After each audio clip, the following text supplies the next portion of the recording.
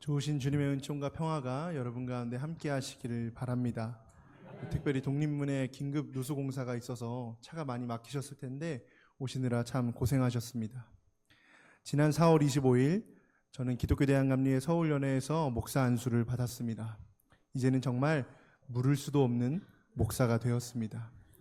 초등학교 5학년 어머니를 따라가게 된 아프리카 케냐 선교에서 무심코 목사가 되기로 결심하였던 꿈이 이제는 현실이 되었습니다. 그 이후로 제 학창시절 생활기록부 장래희망란에는 언제나 목사가 적혀 있었습니다. 지나온 시간을 생각해 보니까 우여곡절과 변심도 많았고요. 흔들리며 많이 걸었는데 어느새 여기에 이르게 되었음을 보게 됩니다. 초등학교 5학년 때로부터 지금까지 시간을 계산해 보니까 딱 20년 되었더라고요. 그 20년 동안 제 노력만으로 이 자리에 오지는 않았을 터입니다. 의식하지는 못하더라도 수많은 이들이 제 주변에서 천사처럼 지켜주었고 특별히 부모님과 가족 모두의 헌신과 사랑이 그런 저를 자라게 했습니다. 특별히 어머니 교회가 되어준 제천 동부교회와 신학생부터 수련 목회자까지 섬길 수 있는 기회를 주셨던 창천교회, 그리고 오고 가며 만난 모든 이웃들과 지나치며 삶에 영향을 준 모든 것들에 감사를 전합니다. 특별히 목사로서 첫 발걸음을 뗄 수 있게 초대해 주신 우리 석교교회에 감사합니다. 석교교회에 부임하여 4개월 지내는 동안 분에 넘치는 사랑을 받고 있어 참 송구스럽기도 하고 무척이나 감사드리기도 합니다. 하나님의 사랑과 은혜를 전해주신 석교교회 교우분들께 머리 숙여 진심으로 감사 인사를 전합니다. 여러분, 얼마 전 대한민국을 눈물바다로 적셨던 폭삭 속았수다 드라마 여러분 다 보셨죠? 제주도에서 살아가는 한 가족을 중심으로 일어나는 진한 사랑의 이야기가 많은 이들의 눈시울을 붉혔습니다. 이 드라마 중에 한 나레이션이 제 마음속에 콕 하고 박혔는데요. 그 내용은 이렇습니다. 유채꽃이 혼자 피나 꼭 때로 피지. 혼자였으면 골백 번 꺾였어. 원래 사람 하나를 살리는데도 온 고을을 다 부려야 하는 거였다.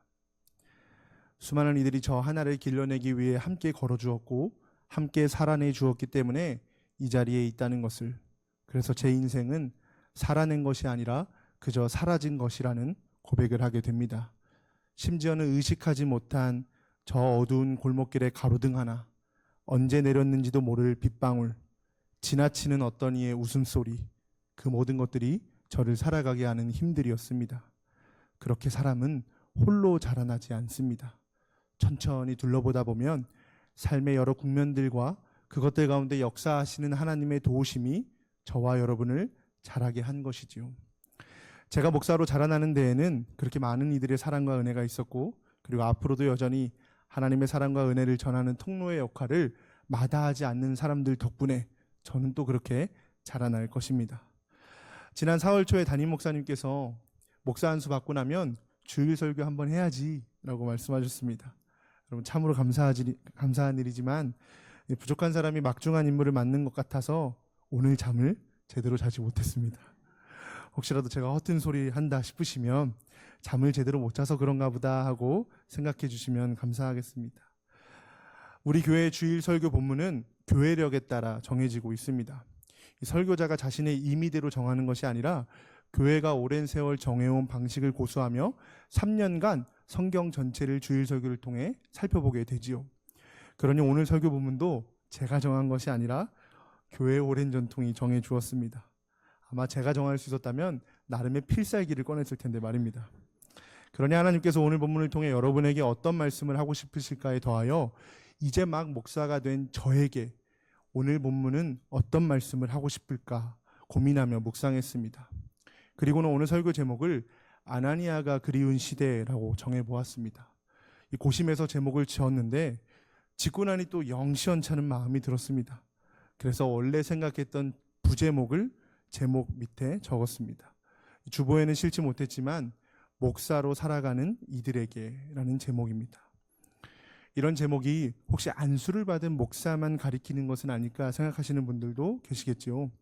안수를 받은 사람에게만 목사라는 호칭을 붙이기는 하지만 사실 그리스도를 따르는 그리스도인은 모두 목사로 살아야 합니다.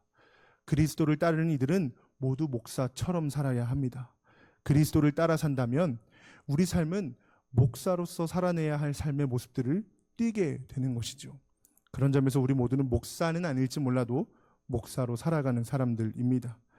교회 안에서의 직무가 다르고 서로의 호칭은 다를지 몰라도 어디에서나 우리는 목사로 살아가야 한다는 점에서 우리 모두는 목사입니다. 이 목사라는 말의 목자는 칠 목자입니다. 양을 치는 것처럼 나에게 맡겨주신 이들, 내 주변에 있는 이들을 이끌고 양육하고 사랑으로 자라나게 하는 목자라는 뜻을 갖고 있습니다. 그러니 자신의 주변에 있는 이들을 하나님께로 이끌고 그리스도께로 자라나게 하는 사람이라면 그는 분명 목사로 살아가는 사람입니다. 성경은 종종 이 목사를 제사장에 빗대어 이해하고는 하지요. 오늘의 목사가 구약의 제사장과 동일한 의미를 가진 건 아닐지라도 이 제사장이라는 단어가 함의하고 있는 의미는 그 목사와 참 많이 연결되어 있습니다.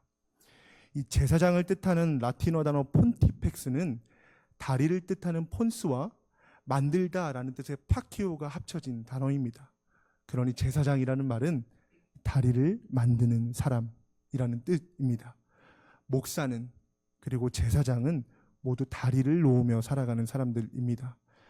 다리를 놓으며 살아가는 사람이라면 그는 목사로 살아가는 사람입니다. 하나님과 사람 사이, 사람과 사람 사이를 연결하고 이어주는 삶을 사는 사람이라면 그는 목사인 것이지요. 안수를 받았다고 목사로 부를 수는 있지만 그가 목사로 산다는 것을 대변하지는 않습니다. 그러나 안수를 받지 않더라도 다리를 놓고 이어주는 삶을 살아간다면 그는 목사로 살아가는 사람들이요, 그렇게 살아가고자 하는 사람들은 이미 제사장이요 목사인 것입니다.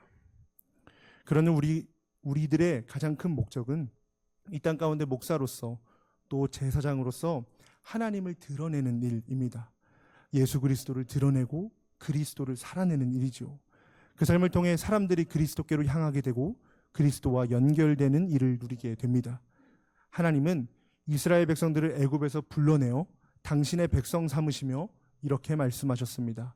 출애굽기 19장 6절인데요. 너희가 내게 대하여 제사장 나라가 되며 거룩한 백성이 되리라. 너는 이 말을 이스라엘 자손에게 전할지니라. 베드로 사도는 말했지요. 그러나 너희는 택하신 족속이요 왕 같은 제사장들이요 거룩한 나라요 그의 소유가 된 백성이니 이는 너희가 어두운 데서 불러내어 그의 기이한 빛에 들어가게 하신 이의 아름다운 덕을 선포하게 하려 하심이라. 더 찾아보지 않아도 성경은 곳곳에서 그리스도를 따르는 모든 이들이 하나님께서 제사장으로 부르셨다 이렇게 이야기합니다. 저와 여러분을 제사장으로, 그리고 믿는 이들의 모임인 교회를 제사장 공동체로 부르셨다는 것이지요. 그 부르심을 통해 하나님은 당신의 아름다운 덕을 선포하게 하는 사명을 주셨습니다. 우리를 통해 아름다우신 하나님의 덕이 드러나고 우리를 통해 그리스도와 끊어진 이들이 그리스도와 연결되는 삶을 살아가고 있다면 우리 모두는 목사로 살아가는 사람들입니다. 놀랍게도 그런 사역과 정반대의 일을 하는 존재가 있는데요. 바로 사단입니다. 여러분, 마귀를 뜻하는 단어 헬라어로 디아블로스라고 합니다. 여기서 파생된 단어가 디바이드, 나누다 라는 뜻입니다. 여러분, 이것이 마귀의 일입니다. 마귀는 나누고 가르고 이간질하고 분리합니다. 다리를 끊습니다. 그것이 죄가 하는 일이죠. 하나님과 우리 사이를 끊어놓고 단절시킵니다. 구분하고 담벼락 세우고 울타리를 쳐서 들어오지 못하게 하는 것, 그것이 모두 마귀가 하는 일들입니다. 사탄이 공중권세 잡은 이 세상은 그래서 나누어지고 갈라지는 데 아주 익숙합니다. 서로가 서로를 경멸하고 혐오하고 담을 세우기 바쁘지요. 그런 세상에서 우리는 연결하고 이어가는 제사장으로 부름받은 사람들입니다. 목사로 살아가도록 부름받은 사람들이지요. 놀랍게도 우리 석교교회는 이름부터가 제사장 공동체입니다. 돌다리가 되어 깨어지고 나누어진 것을 연결하는 공동체, 특별히 하나님 나라와 세상을 잇는 희망의 돌다리가 되기로 결심한 공동체입니다. 그런 우리에게 사도행전 9장은 어떻게 그렇게 살아가야 하는지를 보여줍니다. 이 사도행전 9장은 두 개의 소명 이야기가 얽혀져 있습니다. 하나는 바울의 소명 이야기고 다른 하나는 아나니아의 소명 이야기입니다. 그 중에서 오늘은 이 아나니아의 소명 이야기를 통해 목사로 살아간다는 것, 제사장으로 살아간다는 것이 어떠한 삶의 모습인지를 함께 보고자 합니다. 여러분도 잘 아시다시피 아나니아는 사울을 회심으로 이끈 사람입니다.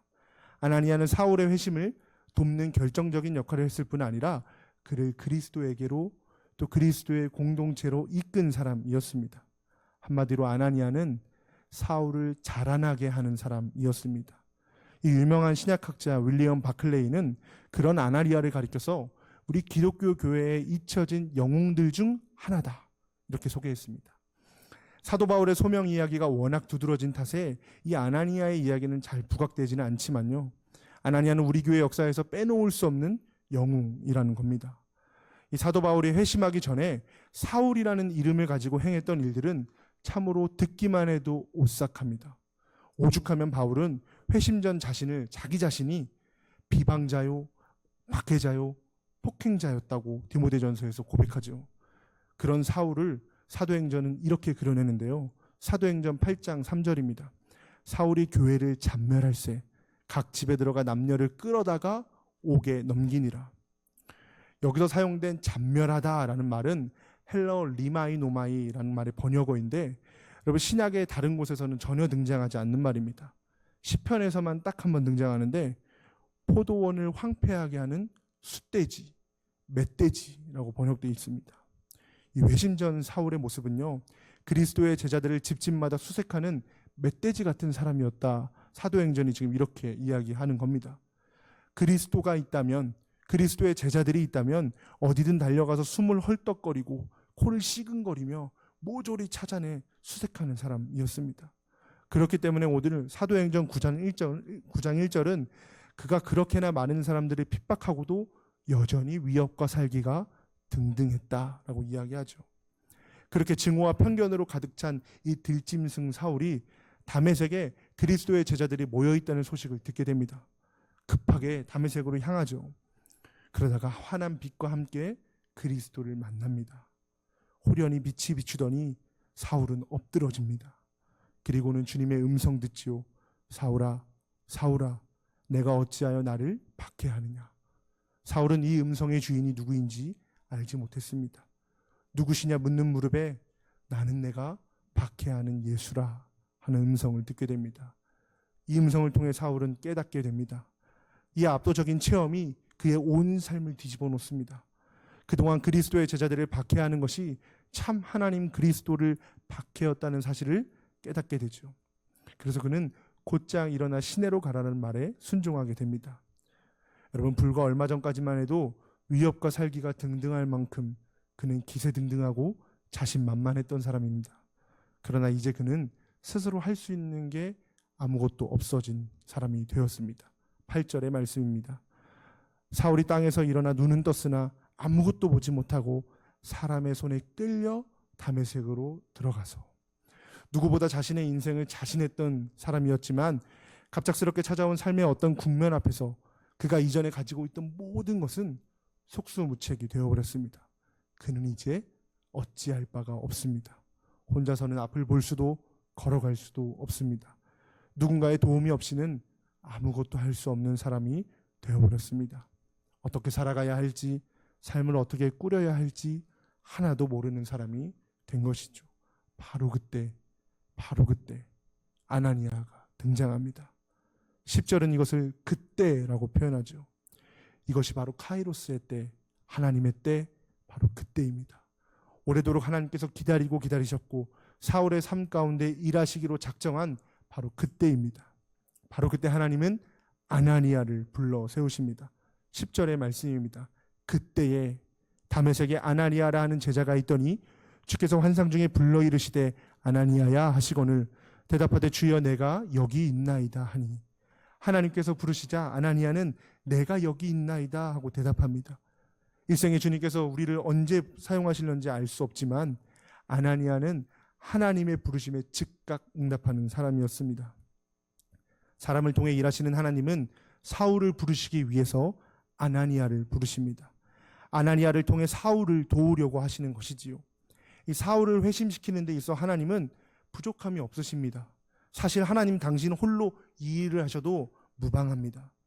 그러나 하나님은 하나님의 역사에 우리를 불러 자리를 내어주십니다. 그리고 일을 맡기십니다. 여러분, 그것이 참 은혜 아닌가요? 전능하신 하나님께서 우리를 불러 귀한 사명 주신다는 것, 얼마나 큰 은혜이고 감격스러운 일입니까? 그런데 이 일이 때때로 큰 짐처럼 여겨질 때가 있습니다.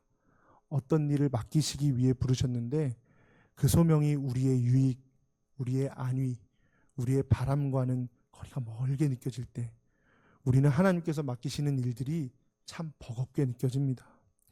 그 부르심이 야속하고 서럽게 다가옵니다. 아나니아의 소명이 그러했습니다. 그래서 아나니아는 하나님의 부르심에 주여 내가 여기 있나이다 선뜻 대답하지만 그 소명을 받아들이지는 못합니다. 13절과 14절입니다. 아나니아가 대답하되 주여 이 사람에 대하여 내가 여러 사람에게 듣사온즉 그가 예루살렘에서 주의 성도에게 적지 않은 해를 끼쳤다 하더니 여기서도 주의 이름을 부르는 모든 사람을 결박할 권한을 대제사장들에게서 받았나이다 하거늘. 아나니아도 익히 사울에 대해서 알고 있었습니다.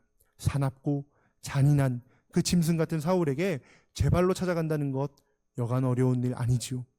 불편함과 난처함을 넘어 어쩌면 죽음을 감수해야 하는 일이 될 수도 있었습니다. 때때로 하나님의 부르심은 그토록 무겁고 어려운 일처럼 다가옵니다. 지기 싫은 큰 짐처럼 여겨집니다.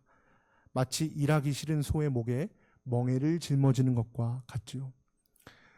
목사 손식을 축하해 주러 오신 분들은 아시겠지만 안수를 받고 나면 이 목사가 되었다는 증표로 걸어주는 것이 있습니다. 바로 이 스톨입니다. 영대라고 부르는데요. 이 감독님과 여러 목사님들께서 안수하고 나면 목사가 되었다는 증표로 이 스톨을 목에 걸어줍니다. 이를 통해 그가 목사가 되었음을 많은 이들 앞에서 공표하지요. 그리스도교의 오랜 전통은 이 스톨을 소에게 씌우는 멍에로 여겼습니다. 그리스도께서 지셨던 멍에를 나의 멍에로 지고 나의 뜻보다 그리스도의 뜻을 따라 살아가겠다는 다짐이자 표식입니다. 가축에게 지우는 이 멍에를 목사가 짊어진다는 것은 어떤 의미일까요? 내 마음대로, 내 생각대로, 나 좋을 대로, 내 계산대로 사는 삶이 아니라 그리스도가 원하는 대로 살아가겠다는 겁니다. 때로는 그 길이 어려워 보이고 무모해 보이고 힘들어 보이고 실패하는 것처럼 보인다 할지라도 그리스도께서 그러하셨듯 하나님의 뜻, 나의 뜻으로 삼겠다는 어쩌면 결연한 의미가 담겨 있는 것이지요. 이번 목사 안수를 앞두고 많은 분들이 축하 인사를 전해주셨는데요. 축하 안수를 받을 때면 제 안에 해결되지 않는 물음 하나가 쑥 떠올랐습니다. 목사 안수는 정말 축하받아야 하는 일인가? 목사가 된다는 것이 어떻게 축하받을 수 있지? 하는 것이었습니다. 친한 형으로 여기는 한 목사님이, 선배 목사님이 제게 목사 안수를 앞두고 편지를 써주었는데요. 그 편지를 읽다가 한 대목에서 왜 그런 물음들이 떠올랐는지 선명하게 알게 되었습니다. 그 내용은 이렇습니다. 힘차게 내디딘 발길 앞에 무지갯빛 대신 환상 대신 남의 고통을 내 아픔으로 삼아야 하는 무거운 책임이 있는 것도 찬란한 도시 이면에 냄새나는 시궁창 있듯 제각각 부르심 따라 모인 신앙 공동체 속에 나약한 인간들이 뿜어내는 악취가 있음에도 주님 좌우편 그럴듯한 자리 대신 오로지 남 섬기는 일 위에 발밑에 앉는 것이 부름받은 이에 마땅한 도리라는 것도 그리고 무엇보다도 이 같은 사실을 알면서 그 길을 걷는다는 것이 얼마나 외롭고 힘든 일인 줄을 너무나 잘 알면서도 지금 기쁨으로 걷고 있는 사람이 있습니다. 저는 어쩌면 그런 목사로 살고 싶지는 않았던 모양입니다. 누군가를 위해 발밑 자처하기보다는 그럴듯한 주님의 우편에 앉고 싶었습니다. 누군가의 고통 나의 고통으로 받아들이기보다는 나의 고통을 조금도 느끼고 싶지 않았던 그런 사람이었습니다. 꽃길 걷고 싶었고요.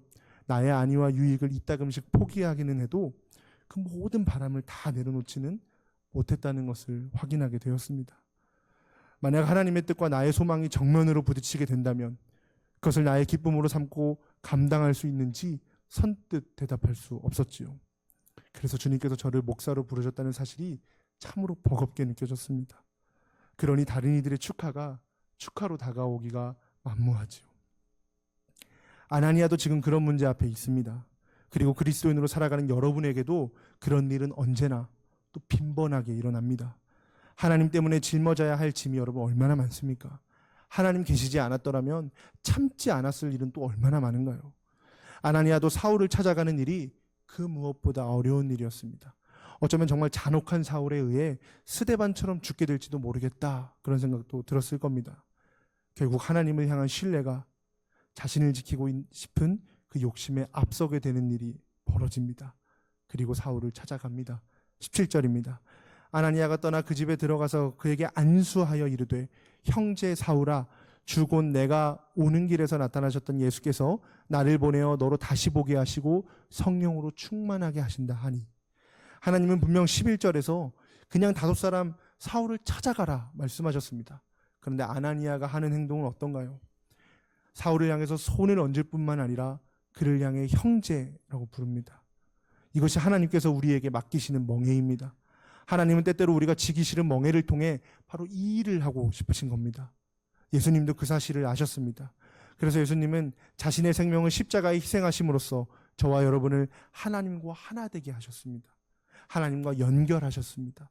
그 놀라운 일을 에베소서 2장 14절과 15절은 이렇게 고백하지요.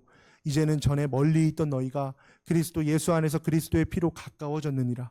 그는 우리의 화평이신지라 둘로 하나를 만드사 원수된 것 곧 중간에 막힌 담을 자기 육체로 허시고 또 십자가로 이 둘을 한 몸으로 하나님과 화목하게 하려 하심이라.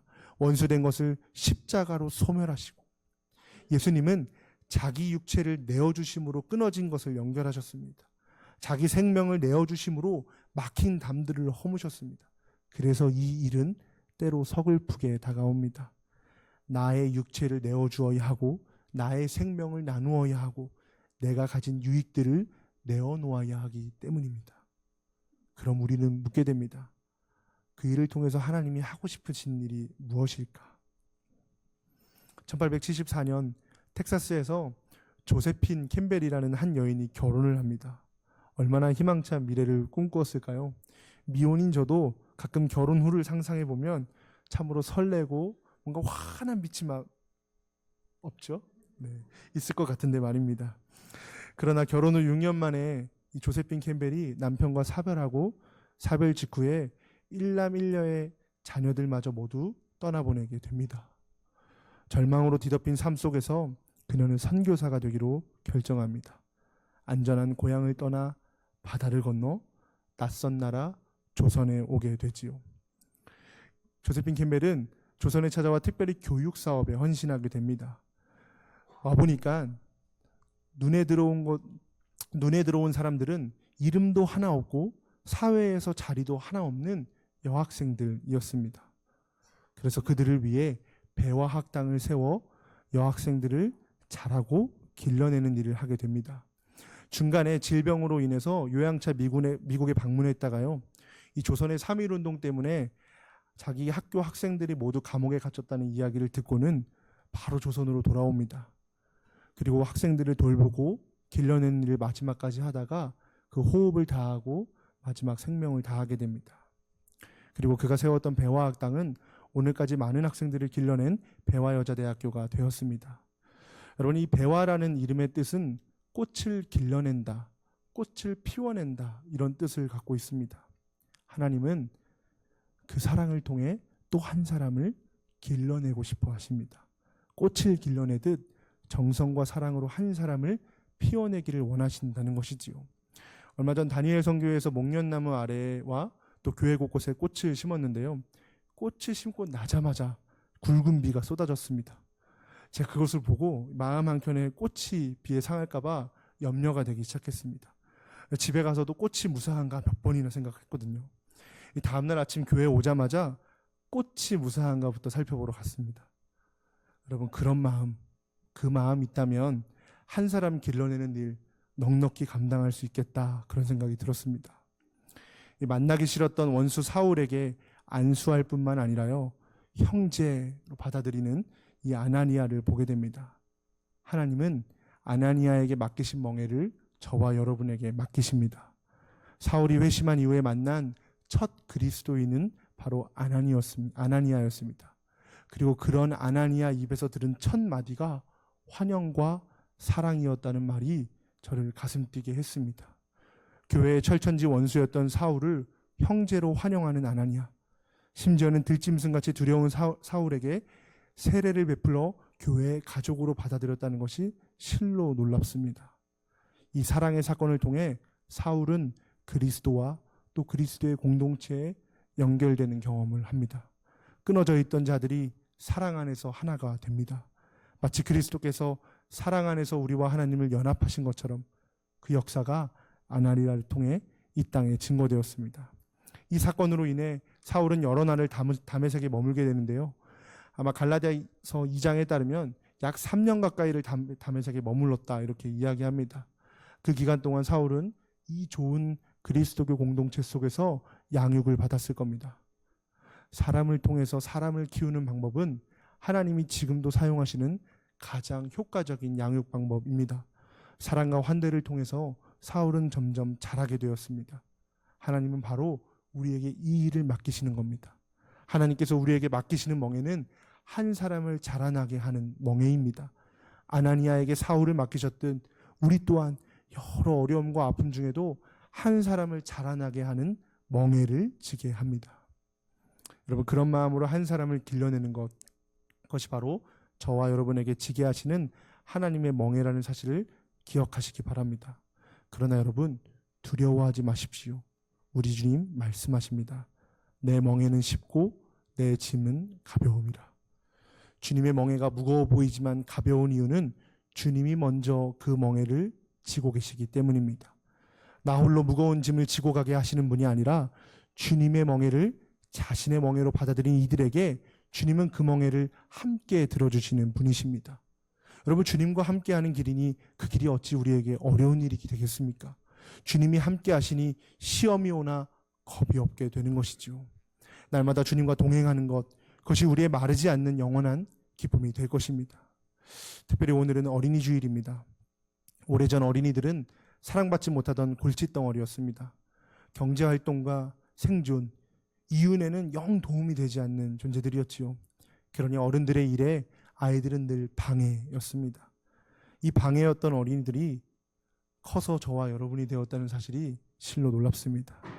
그렇게 되기까지 수많은 이들의 따뜻한 품과 노력이 있었기 때문이겠지요. 유채꽃이 혼자 피지 못하는 것처럼 한 명의 목사가 또 한 명의 어른이 홀로 만들어질 수는 없습니다. 사람은 혼자 자라지 않습니다. 그리고 한 사람을 자라게 하는 데에는 온 고을이 필요합니다. 그처럼 사람을 자라나게 하는 것은 여간 어려운 일이 아닙니다. 해산의 고통이 크다고 하지만 이 양육의 고통에 비할 바가 못 된다는 말이 괜히 있는 것 아니겠죠. 여러분, 가만히 생각해 보면 우리도 하나님의 일에 별반 도움이 되지 않는 것은 매한 가지입니다. 그렇지만 주님께서 저와 여러분을 당신의 귀한 역사에 초대하셨습니다. 그리고 그 일을 통해서 우리를 또 자라나게 하십니다. 하나님의 따뜻한 품 안에서 우리는 또 그렇게 자라나 믿음의 어른이 됩니다. 하나님께서 우리를 자라게 하셨음을 아는 것, 여러분, 그것이 은혜를 아는 것입니다. 이 놀랍게도 아나니아의 이름의 뜻은 여호와는 은혜로우시다라는 뜻입니다. 하나님의 사랑과 은혜를 아는 사람이 바로 아나니아였고, 그렇기에 그는 사울을 품을 수 있었습니다. 자신이 하나님의 품에 안겨 있음을 기억하기 때문에 사울을 품고 자라나게 하는 일을 감당할 수 있었습니다. 아나니아의 그 마음으로 인해 사울은 기독교 역사의 가장 위대한 사도 중 한 명으로 자라났습니다. 그 시작에 아나니아의 사랑과 환대가 있었음을 여러분 기억하시기 바랍니다. 그것이 바울의 삶의 양분이 되어 하나님의 택한 그릇으로 자라나게 했습니다. 그리고 사울도 하나님을 위하여 기꺼이 고난을 감수하며 사람을 길러내는 일, 그리스도의 제자를 만들어가는 일에 동참하게 됩니다. 그래서 이방인인 우리가 오늘 이 자리에 앉아 하나님의 자녀가 되는 권세를 누리고 예배하며 찬양할 수 있는 것 아니겠습니까? 하나님은 아나니아를 통해 사울을 향한 자신의 꿈을 이루어 가셨습니다. 15절과 16절입니다. 주께서 이르시되 가라, 이 사람은 내 이름을 이방인과 임금들과 이스라엘 자손들에게 전하기 위하여 택한 나의 그릇이라. 그가 내 이름을 위하여 얼마나 고난을 받아야 할 것을 내가 그에게 보이리라 하시니.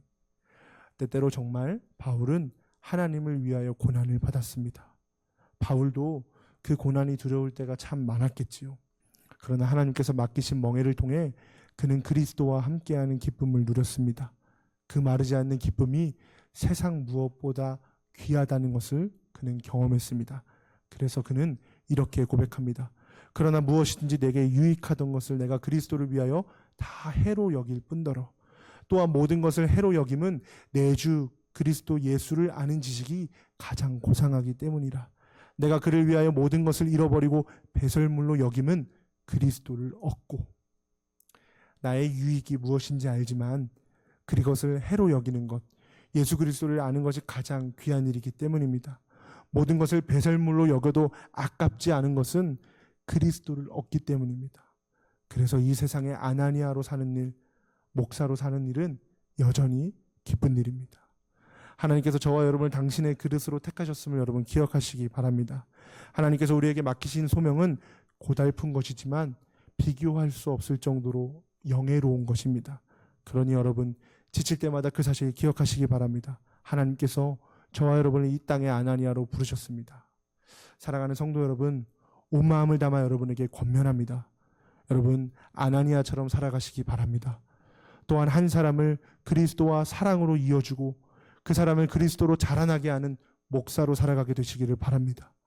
아나니아가 그리운 시대, 그런 목사가 참으로 그리운 시대입니다. 그 말은 그런 사람이 반드시 필요한 바로 그때라는 것입니다. 목자 없이 기진하여 있는 이 세상 가운데 참 목자들로 하나님은 저와 여러분을 부르십니다. 주님 부르실 때 내가 여기 있나이다 고백하며 때로 고달프고 서글픈 일들 찾아올 때라도 묵묵히 그 일 감당하시는 저와 여러분 되기를 바랍니다.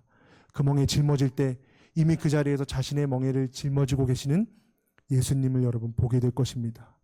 주님께서 저희를 먼저 찾아오셨으니 이제는 우리가 주님이 계신 곳으로 찾아가야 할 때입니다. 홀로 멍에를 지고 계시는 주님을 외롭게 하지 않는 저와 여러분 되시기 바랍니다. 그렇게 살아갈 때 세상은 우리를 통해 하나님과 연결될 것입니다. 그렇게 우리는 하나님 나라와 세상을 잇는 희망의 돌다리가 될 것입니다. 요원하였던 꿈이 이 땅 가운데 이루어질 것입니다. 아멘.